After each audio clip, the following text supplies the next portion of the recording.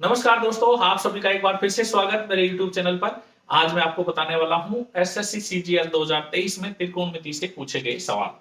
तो सवाल है, स्क्रीन पे आप देखो, सवाल है किसी टावर के शीर्ष से 10 मीटर ऊंची बिल्डिंग के शीर्ष का अवनमन कोण 60 डिग्री है। यदि टावर और बिल्डिंग के बीच की दूरी 50√3 है तो उस टावर की ऊंचाई क्या होगी।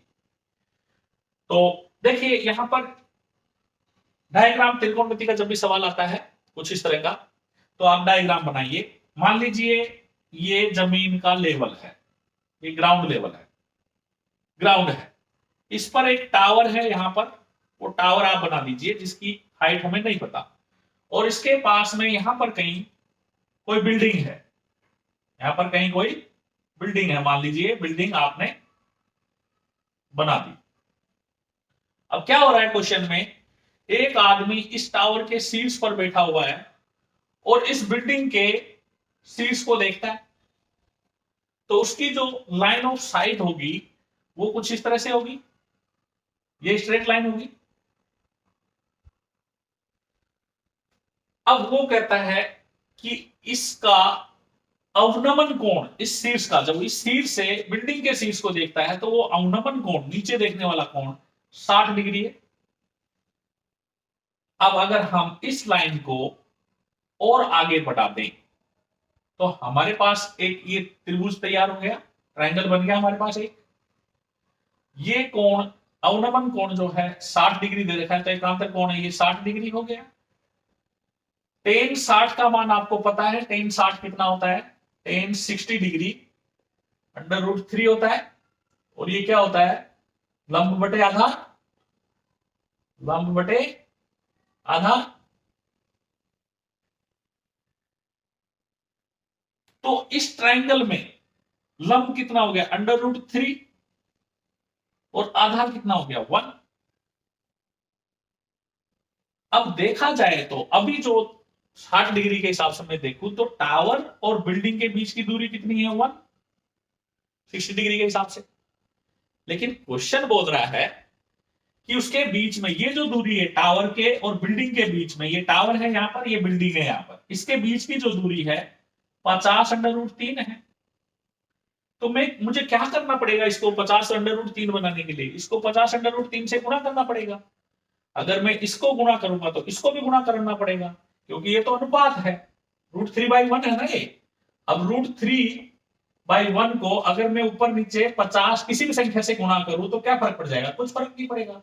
तो मैंने क्या करा, 50√3 से 1 को गुणा करा, और 50√3 से इसको भी गुणा कर दिया, √3 को भी। तो देखिए यहां पे 50√3 कर दिया मैंने, तो इधर भी मैंने गुणा 50√3 कर दिया, तो यहां तो क्या बन गया, √3 बन गया, 50 × 3 बन गया, 50 × 3 मतलब 150 मीटर। 150 आ गई ये वैल्यू, कितनी, ये वाली वैल्यू 150 आ गई। क्लियर। और ये तो आपको पता ही है, ये तो बिल्डिंग की हाइट के बराबर है ना, ये तो 10 मीटर है, 10 मीटर है कि नहीं है। तो बताइए टावर की कुल हाइट कितनी हो गई, टावर की हाइट कितनी हो गई, टावर की ऊंचाई कितनी हो गई भाई, 160 मीटर। 150 तो ये हो गया, 10 ये हो गया, 160 मीटर। ऑप्शन में 150 मीटर भी दिया हो सकता है, आप लोगों को जल्दबाजी नहीं करनी है, उसमें बिल्डिंग की हाइट भी ऐड करनी है। चलिए, थैंक यू वेरी मच। चलो अगला सवाल है, अगला सवाल है कि 150 मीटर चौड़ी एक सड़क के दोनों ओर समान ऊंचाई वाले दो खंभे लगे हुए हैं। इन खंभों के बीच सड़क के एक बिंदु से खंभों के उन्नयन कोण x डिग्री और y डिग्री इस प्रकार है कि 10x डिग्री इक्वल टू 2/5 और 10y डिग्री बराबर 3/5। तो प्रत्येक खंभे की लंबाई क्या होगी। तो सबसे पहले आप डायग्राम बनाएंगे, यहां पर बना लीजिए, जैसा कि बोल रहा है कि एक सड़क है, मान लीजिए रोड है, सड़क के दोनों किनारे पर जो टावर लगे हुए हैं, मान लीजिए यहां पर एक टावर लगा हुआ है और यहां पर एक टावर लगा हुआ है, और इसके बीच में कोई बिंदु मान लीजिए P है। इस बिंदु P से इन दोनों टावरों के उसने उन्नयन कोण दे रखे हैं। इस बिंदु P से उसके क्या दे रखे हैं, उसने उन्नयन कोण दे रखे हैं। तो इस तरह का डायग्राम बन जाएगा। उन्नयन कोण इसका सपोज x डिग्री ये वाला है और y डिग्री ये वाला है, और उसने दे रखा है कि 10x डिग्री, 10x डिग्री क्या है 2/5। तो 2/5 अगर हम इस ट्राइंगल में लगाएं टेन थीटा 10x डिग्री, तो लंब बटे आधार, लंब 2 हो जाएगा, आधार 5 हो जाएगा। तो लंब तो हो गया ये 2 और आधार क्या हो गया 5, ये आधार 5 हो गया।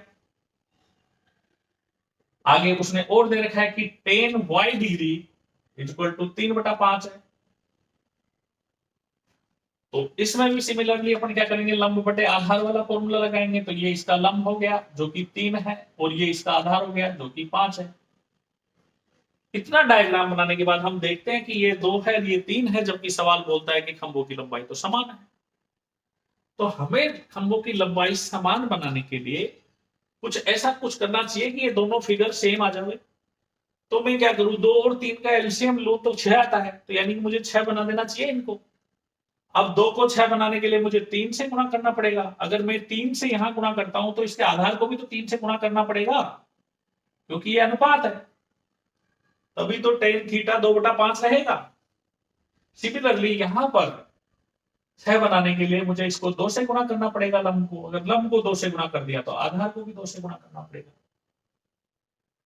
तो अब दोनों खंभों की लंबाई समान हो गई। जब दोनों खंभों की लंबाई समान हो गई, आपकी कंडीशन मीट हो गई, तो अब हम देखते हैं कि ये जो दोनों सड़कों के बीच में दूरी है, सड़क की जो चौड़ाई आई वो कितनी आई। यहां ये 15 बन गया, ये 10 बन गया, यानी कि कितनी आई 25।